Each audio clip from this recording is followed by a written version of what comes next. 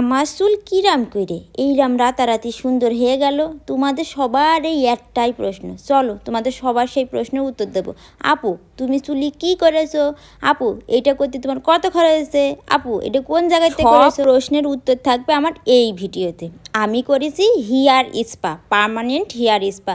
আমি কোনো সময় চাইনি রিবন্ডিং করে ঝাঁটা সলার মতন চুলটা করে ফেলি। আমি চাইছি যে আমার চুলটা যেন ন্যাচারাল ভাইব থাকে, দেখতেই শার্ট লাগবে কিন্তু একদম ন্যাচারাল, যেটা আমি খুব ভালোভাবে ক্যারি করতে পারবো। তোমরা অনেকেই জানো যে আমি বিভিন্ন রকমের ভিডিও করি, যার জন্য আমার বিভিন্ন রকম করে চুল বাঁধতে হয়।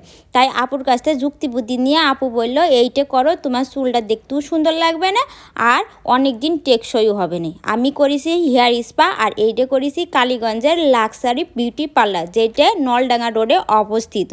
আমি নামটা ভুল বললাম কি না জানি না, যদি ভুল বলে আপু একটু কমেন্টে ঠিক করে দিও।